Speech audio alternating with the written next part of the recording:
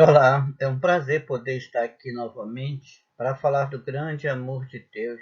Hoje vamos falar sobre o tema, o nono mandamento, amor à verdade. O versículo em destaque do nosso texto básico, Êxodo capítulo 20, versículo 16, diz o seguinte: não dirás falso testemunho contra o teu próximo. Mateus capítulo 12, versículo 27, Jesus falando a respeito desse mandamento também, ele diz o seguinte: porque pelas tuas palavras serei justificado, e pelas tuas palavras serás condenado. Você gostaria que cada palavra que falou nas últimas 24 horas fosse gravada e tocada para você ouvir?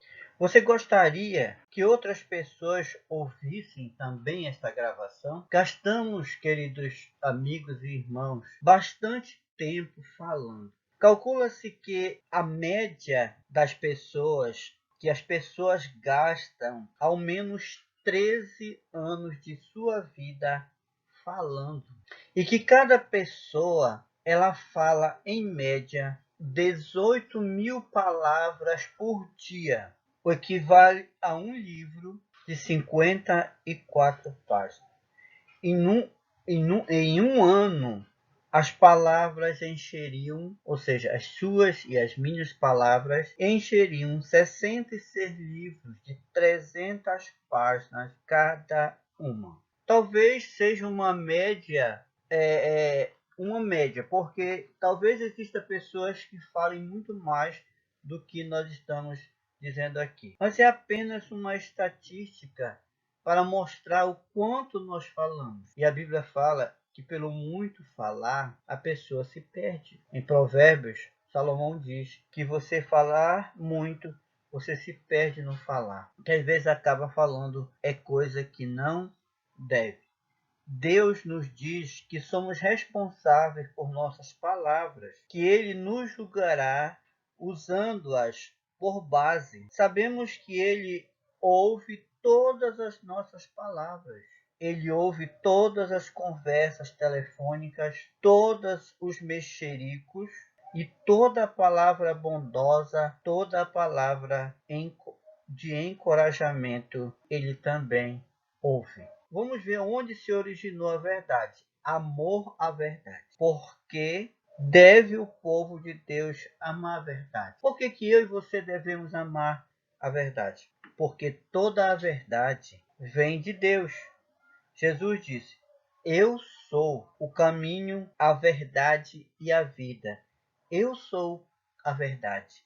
E ninguém vem ao Pai se não for por mim. E acrescentou: todo aquele que é da verdade ouve as minhas palavras. Evangelho de João, capítulo 14, versículo 6. E Evangelho de João, capítulo 18, versículo 37. O nono mandamento. Com este mandamento, irmãos, aprendemos que Deus se importa com o que sai da nossa boca. Por isso precisamos ter cuidado. Deus é a verdade e deseja que os nossos relacionamentos sejam pautados na verdade. Atualmente, com a expansão das redes sociais, um comentário maldoso e mentiroso pode trazer danos irreparáveis devido ao número de pessoas que terão acesso a ele. Algumas pessoas já cometeram suicídios depois de terem sido vítimas de calúnias, difamações nas redes sociais. Você acompanhou o caso de uma senhora que foi acusada através das redes sociais de sequestrar crianças, de fazer tráfico de menores, e as pessoas ficaram tão revoltadas com essa notícia, que na realidade era uma fake news, ou seja, era uma mentira, e eles fizeram algo que foi tão... espancaram até a morte. Recentemente, a sua filha esteve pelos jornais e redes sociais pedindo pelo amor de Deus que as pessoas não cometessem mais esse erro de estar disseminando mentiras, porque a mentira deles havia ceifado a vida de sua mãe. O nono mandamento: não admitirás falso rumor, e não porás a tua mão com o ímpio, para seres testemunhas falsas. O novo mandamento proíbe mentira, o mexerico e testemunho falso contra o próximo, tanto no dia a dia como nos tribunais. Não darás falso testemunho. O mexerico está incluído no novo mandamento. Levítico capítulo 19, versículo 11 e 16 diz o seguinte: não mentirás, nem usareis de falsidade, cada um contra o seu próximo. Não andarás como mexeriqueiro entre o teu povo, porque eu sou o Senhor. Podemos observar aqui também a questão do falso testemunho e a mentira são estilo de vida do ímpio. Eles não fazem parte do nosso contexto cristão. Ele faz parte do contexto de pessoas que não têm o temor de Deus. O versículo diz o seguinte: pois contra mim se desataram lábios maldosos e fraudulentos, com mentira, com mentirosa língua falam contra mim. Então, o próprio Senhor falando aqui, o salmista falando, pois contra mim se desataram lábios maldosos. Quantas vezes nós também desprendemos as nossas línguas para falar maldade, para falar coisas que não são da vontade de Deus? Ferimos, machucamos e até mesmo denegrimos a imagem dos nossos irmãos. A falsa testemunha está entre as 7 coisas que Deus aborrece e abomina. Provérbios capítulo 6, do versículo 16 ao 19, ele fala sobre essas coisas que o Senhor de fato abomina e aborrece. E a 7ª ele diz que ele abomina. O ponto central desse nosso mandamento aqui: a mentira e a falsidade aborrecem a Deus e prejudicam o próximo. Não dirás falso testemunho. Então, o ponto central desse tema, desse nosso nono mandamento, é a questão da falsidade e da mentira, que elas aborrecem a Deus e prejudicam o nosso próximo. Outra coisa, a finalidade do nono mandamento, ela é erradicar a mentira, a calúnia e a falsidade. Esta é a finalidade. Nós vemos aqui que o ponto central do nono mandamento é que a falsidade aborrece a Deus e prejudica o próximo. E a finalidade dele, tá, é erradicar a mentira, a calúnia e a difamação. Então, não dirás falso testemunho contra o teu próximo. Então, Deus estava dizendo aqui para Moisés: Moisés, coloca esse mandamento aí, que é para que a mentira e a falsidade e a calúnia seja erradicada do meio do meu povo. Eu quero que eles falem somente a verdade. Vamos ver aqui o nosso primeiro ponto, a abrangência do nono mandamento. Qual é a abrangência desse mandamento? Ela ia muito além, tá, de uma simples mentira. A lei determinava, a lei mosaica, a lei de Israel, determinava o seguinte: que aquele que cometeu tal delito, ou seja, o falso testemunho, deveria pagar com a própria vida. Então, olha só a abrangência desse mandamento quando Deus ordenou que Moisés colocasse. Ele é tão grave a ponto de a pessoa pagar pela sua própria vida. A violação do nono mandamento é um atentado contra o próximo e contra o Criador. Então veja só aqui como a abrangência desse mandamento é tão grande, que a violação dele é um ataque contra o próximo e contra o Criador. É um pecado grave na lei divina e um crime na lei dos homens. Porém, muitos não se dão conta disso. Simplesmente caluniam, simplesmente mentem e falam coisas que não são reais e não estão nem aí, como se nada estivesse acontecendo e a pessoa está sendo prejudicada, sendo morta, sendo ridicularizada e com a sua estima lá embaixo e às vezes achando até que não é mais ninguém, que não serve mais nem para viver por causa daquilo que as pessoas falam. Cuidado, não seja uma dessas pessoas que está matando a esperança de pessoas que foram criadas à imagem e semelhança de Deus, com objetivos reais de sucesso, de prosperidade e de vidas otimistas. Cuidado para que você não seja uma dessas pessoas. Ninguém deve pensar que a mentira e o falso testemunho são menos graves que os demais pecados. Mas eu confesso para você que nonato aqui, com 57 anos, eu ainda não vi uma pessoa ser afastada da comunhão da igreja ou sequer ser disciplinada por causa da mentira. A gente disciplina pessoas por adultério, por outras coisas. Normalmente é por adultério e por outras coisas assim. Mas por mentiras e falsos testemunhos, eu estou dizendo eu. Com certeza alguém já foi disciplinado por isso, mas raramente se disciplina por pessoas que levantam falso testemunho, que falam mal das pessoas, que são mexeriqueiros, enfim.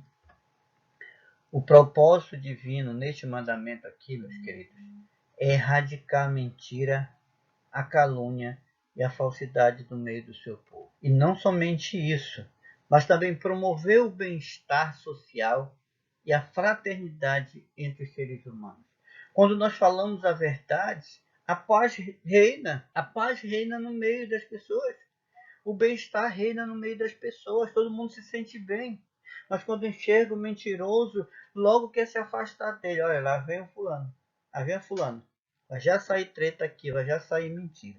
Não acredita naquilo que ela vai falar, o que ele vai dizer, que ele só fala mentira. Tudo é mentira. Outra coisa, o falso testemunho fere ao próximo e principalmente a Deus. Irmãos, além de ferir o próximo, ele fere a Deus, porque Deus é o autor da vida.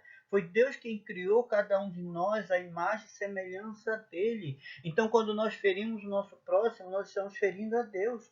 Nós quebramos a nossa comunhão, nosso relacionamento, tanto vertical quanto horizontal. O nosso relacionamento com o nosso irmão, automaticamente nós estamos quebrando o nosso relacionamento com Deus. Porque não existe comunhão com Deus sem comunhão com o irmão. Eu só posso ter essa comunhão com o meu Deus se eu estiver em paz com meus irmãos e comigo mesmo. Tá? Não é a questão do relacionamento cristão, relacionamento espiritual, não está desassociada do sentido do próximo. Eu não gosto do fulano, mas eu estou em comunhão com Deus, minha vida espiritual está excelente. Não é verdade. Se você odeia o seu vizinho, seu irmão, seu marido, seus filhos, seus parentes, seja lá quem for, seu irmão da igreja, você não está em comunhão com Deus. A sua comunhão só será plena se você estiver em comunhão com o Senhor. Então, o falso testemunho, ele fere ao próximo e principalmente a Deus. Assim, nosso próximo é qualquer pessoa, ou eu mesmo, pois devo também ser um próximo. Eu não posso me excluir de ser o próximo.